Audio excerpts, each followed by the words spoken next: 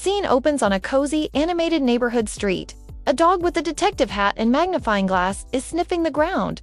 In the quiet cobblestone town of Pausberg, a crime of the crunchiest kind was afoot. Every morning, from the Golden Leash Bakery, a single, perfect peanut butter biscuit would vanish without a trace. The baker, a kind Mrs. Higgins, was baffled. Who was this phantom snacker? Who was this biscuit bandit? The town had only one hope: Detective Barnaby, a beagle with a nose for clues and a heart for justice. And, admittedly, a soft spot for biscuits himself. Barnaby stands outside the bakery, adjusting his tiny deerstalker hat. Barnaby arrived at the scene, his tail giving a determined thump-thump against the doorframe. "All right, Mrs. Higgins," his inner voice narrated, a deep, thoughtful baritone. "Give me the crumb by crumb, Mrs. Higgins." Wiping her hands on her flour-dusted apron, pointed a shaky finger. "Right from the cooling rack. Barnaby. 1 minute it's there, the next ... poof. Gone. Only a few stray crumbs remain." Barnaby got down on all fours, his magnifying glass glinting. He sniffed the crumbs. He mused. Peanut butter, whole wheat flour, and a faint scent of ... rosemary. This was no ordinary thief. Cut to a montage of Barnaby interviewing other neighborhood pets. His investigation began. First, he interviewed Bartholomew, the grumpy Persian cat who napped in the sunniest spot on the block.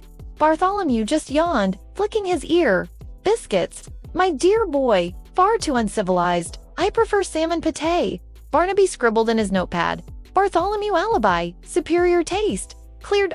Next, he questioned the Squeaky Squirrel Syndicate, a trio of squirrels known for their acorn-hoarding antics. They chittered nervously, their tails twitching. "Biscuits, never. Too big for our cheeks. We stick to nuts." "See nuts?" Barnaby nodded. Their story checked out. The biscuit was too large for a squirrel heist. Barnaby sits on a park bench, looking thoughtful, watching other dogs play. The case was getting stale, just like an old biscuit. Barnaby sat on a park bench, pondering the clues. The rosemary scent was the key. Who in Pausberg loved rosemary?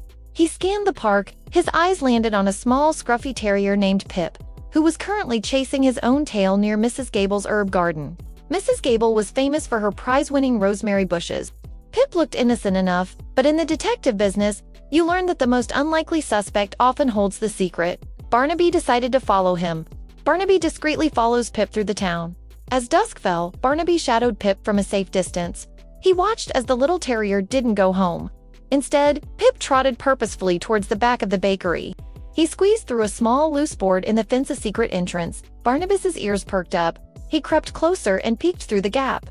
There was Pip, standing on his hind legs, carefully nudging a biscuit off the low cooling rack near an open window. But he didn't eat it. Instead, he gently picked it up and trotted away. Final scene, Pip gives the biscuit to his elderly, slow-moving mother. The plot thickened like gravy. Barnaby followed Pip to a small cottage at the edge of town. There, waiting on the porch, was an elderly terrier, her fur gray and her movements slow. It was Pip's mother, Daisy. Pip gently placed the biscuit at her paws. She took a slow, happy bite, her old tail giving a weak wag. It all clicked for Barnaby. Pip wasn't a bandit. He was a provider. He was taking one biscuit each day for his aging mother, who couldn't make the trip to the bakery herself. The rosemary scent it was from brushing past Mrs. Gable's garden on his daily mission. Barnaby smiled. He put his notepad away. This was one case he wouldn't be reporting. The next morning, Mrs. Higgins found a small pouch of coins on her counter, enough to cover a month's worth of biscuits, with a note attached, signed with a single paw print. And on the cooling rack, she found she'd baked an extra biscuit, right next to a new water bowl labeled for a good son in Pausberg. Justice wasn't always about catching a thief, but about understanding a story.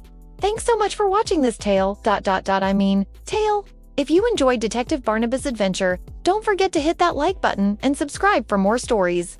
Let us know in the comments what mystery Barnaby should solve next. See you soon!